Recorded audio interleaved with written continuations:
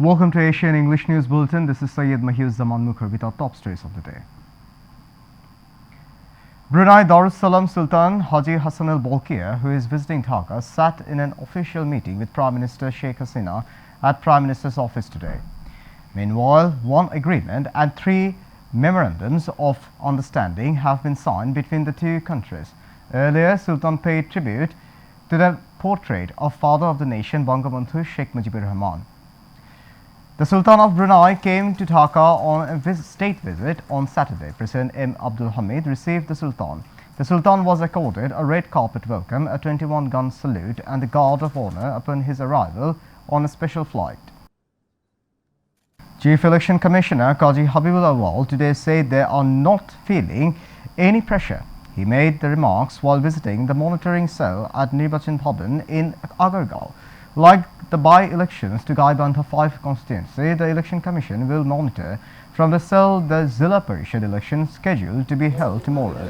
The Commission was criticised by the ruling Awami League after it halted the Gaibandha 5 by-polls, monitoring the situation through CCTV. Replying to query how the Election Commission will monitor the parliamentary election through CCTV, Election Commissioners say there will be 4 lakhs polling booths in around 40,000 polling stations and CCTV can be used there.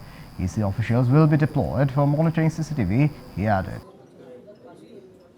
A Dhaka court today adjourned hearing on charge of framing of Gatka graft case against BNP chairperson Begum Khaleda Zia and 14 others till January 29. Judge Sheikh Nazmul Alam of the Special Judges Court 3 of Dhaka passed the order after BNP leader Khandakar Musharraf Hussain's lawyer Tahirul Islam Tawheed submitted an application seeking an adjournment of the hearing. Khaleda is now sick and has been receiving treatment at her Gulshan residence after she has been out of jail following an executive order of the government, said her lawyer Masood Ahmed Talukdar. Advocate Masood today represented her in the court in her absence. With today, defense lawyers took 43 dates for hearing on different excuses. 14 other accused, including Khandakar Musharraf, now on bail, were present at the court today. The authorities are set to suspend 2 officials of the Power Grid Company of Bangladesh over October 4's national grid failure. The decision would be implemented soon, State Minister for Power, Energy and Mineral Resources Nasrul Hamid told reporters at the Secretariat after receiving the PGCB's probe report on the power grid failure. One of the 2 PGCB officials is an assistant engineer, while the other is a deputy assistant engineer. The State Minister also said the power distribution company officials responsible for the failure would also face the music on. On October 4 afternoon, there was a near-complete nationwide blackout when the national grid failed. The power supply resumed 7 hours later after the country had experienced its biggest power outage since November 1, 2014. Going to the internationals, gunmen shot dead 11 people at a Russian military training ground on Saturday, the defense ministry said, in the latest blow to President Vladimir Putin's forces since the invasion of Ukraine.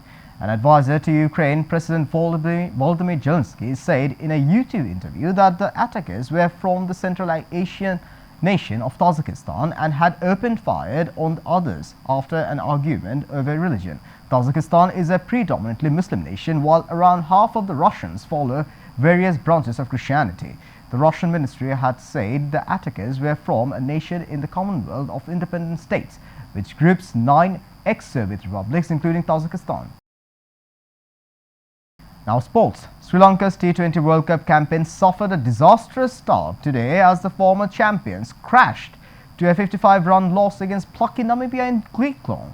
Arriving as surprise Asia Cup champions, Sri Lanka had hoped to make an early statement against the African associate side in front of thousands of expectant supporters. Instead, it was Namibia soaking up their finest international win a year after storming into the Super 12s at the last World Cup in the United Arab Emirates. Bowled out for 108 after chasing 164 for victory, the 2014 champions Sri Lanka can afford no slip-ups in their following qualifying matches against United Arab Emirates on Tuesday and the Netherlands on Thursday. This is it for now, and stay tuned with Asian English News Bulletin and visit www.asiantvonline.com. Take care.